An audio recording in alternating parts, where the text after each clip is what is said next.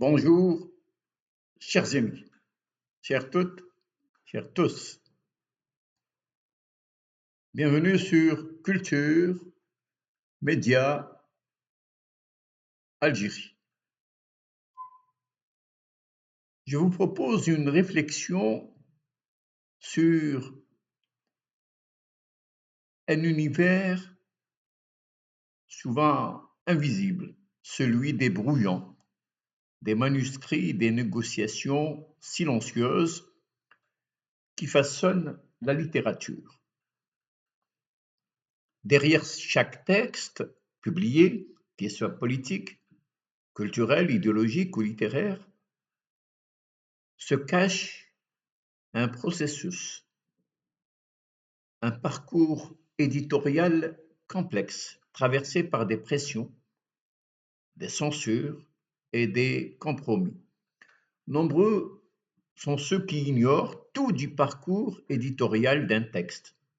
Ce processus mobilise une multitude d'acteurs. Donc,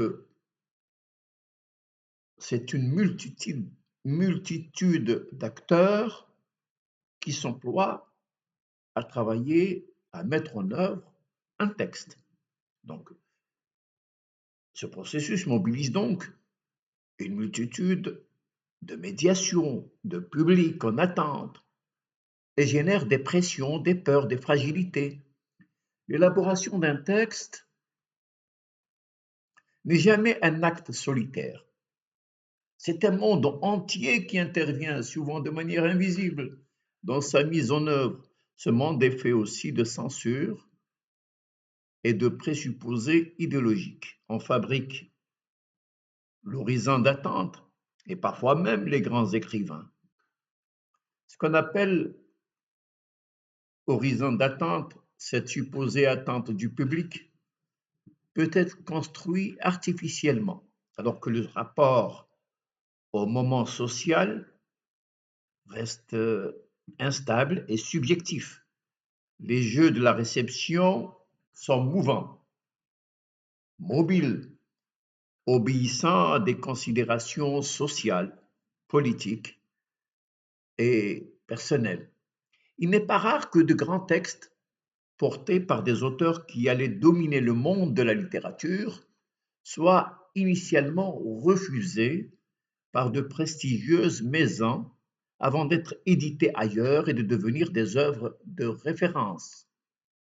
Je pense notamment à La jalousie d'Alain Robbe-Grillet, qui fut rejeté par Gallimard parce qu'il serait mal écrit, d'après Gallimard, avant d'être publié par Jérôme Lindon aux éditions de Minuit, une petite maison d'édition qui a fait énormément de choses d'ailleurs, devenant l'un des éléments fondateurs du nouveau roman, qui donnera naissance à un prix Nobel, Claude Simon. Le premier roman d'Aziz Chouaki, Les Oranges, fut refusé par une vingtaine d'éditeurs avant que le 21e ne l'accepte. C'est du moins ce que m'a raconté Aziz Chouaki. Il deviendra par la suite l'auteur dramatique attitré du prestigieux théâtre parisien Les Amandiers sous la direction de Patrice Chéreau. Le refus éditorial n'est pas toujours synonyme d'échec, mais peut être le prélude à une reconnaissance différée. C'est le cas du Fils du pauvre, qui a par la suite, au Seuil, qui est devenu par la suite au Seuil un chef-d'œuvre. Presque tous les textes littéraires subissent des modifications, parfois profondes. Dans le cadre de l'édition à compte d'auteur très répandue ces derniers temps en Algérie, les textes n'obéissent pas toujours aux règles de l'édition professionnelle. Lecture critique, correction, épreuve ça n'existe pas la plupart du temps dans ces nouveaux imprimeurs, si on peut parler ainsi. Ce mode d'édition, bien qu'accessible, reste fragile et peu crédible.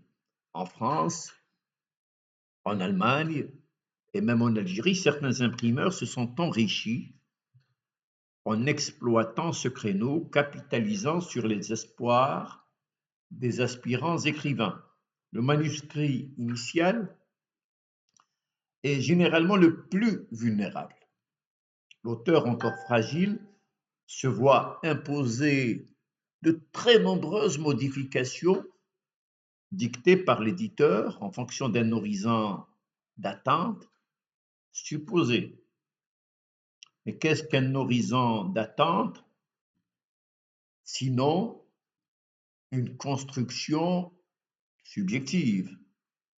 Certains éditeurs s'appuient sur des études de sociologie du public, mais ces travaux, bien qu'utiles, restent approximatifs. Même les grandes maisons privilégient souvent les appels de l'actualité et les tendances du moment.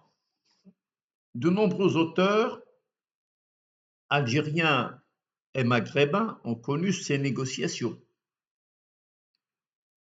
Azzeddine Bounmer, Mohamed Dib, Mouloud Feraoun, Kateb Yassine, Driss Shraibi, Nejma, manuscrit de 2000 pages, fut réduit à moins de 300. Ce chef-d'œuvre de la littérature tout court est un texte de 2000.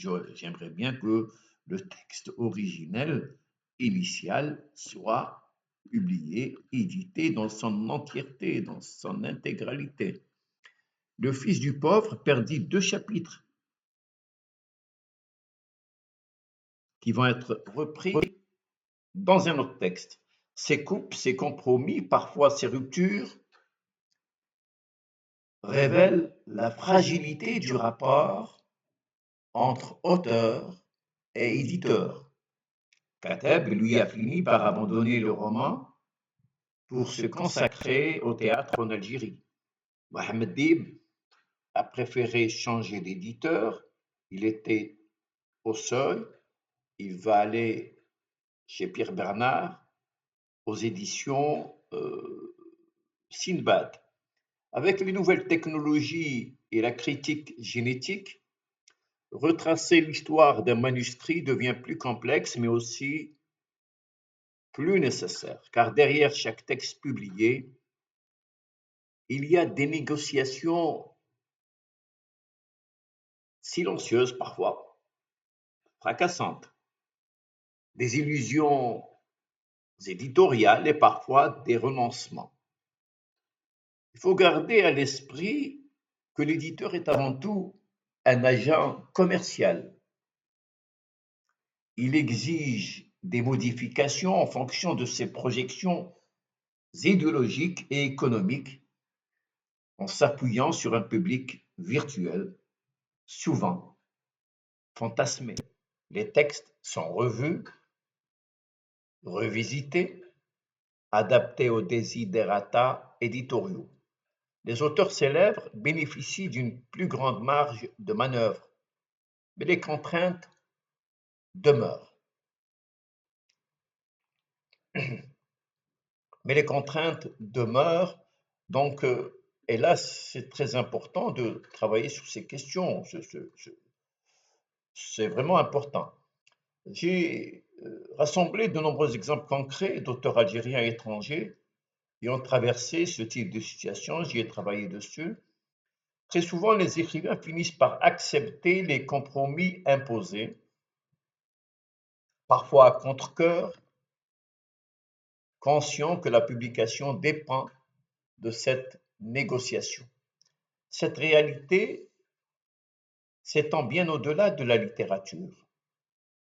Le cinéma, lui aussi, obéit aux mêmes logiques, où les scénarios sont remodelés, les dialogues réécrits et les visions artistiques ajustées pour répondre aux attentes des producteurs ou du marché. La littérature n'est jamais un simple acte d'écriture. C'est une bataille entre imaginaire, idéologie et contraintes éditoriales. Comprendre ce parcours, c'est comprendre les fractures de notre monde culturel. Je vous invite à prolonger cette réflexion sur ma chaîne Culture, Média Algérie, un espace de dialogue et de critique où nous explorons ensemble les enjeux littéraires, culturels et médiatiques. N'oubliez pas de vous abonner, de partager vos impressions, c'est important, et de participer à ce débat essentiel. Il faut qu'on en parle, il faut qu'on discute. C'est extrêmement important de parler de ces questions, c'est, j'estime, primordial. Merci de votre attention et à très bientôt pour de nouvelles rencontres autour des livres et des idées. À bientôt, chers amis. À bientôt. Merci.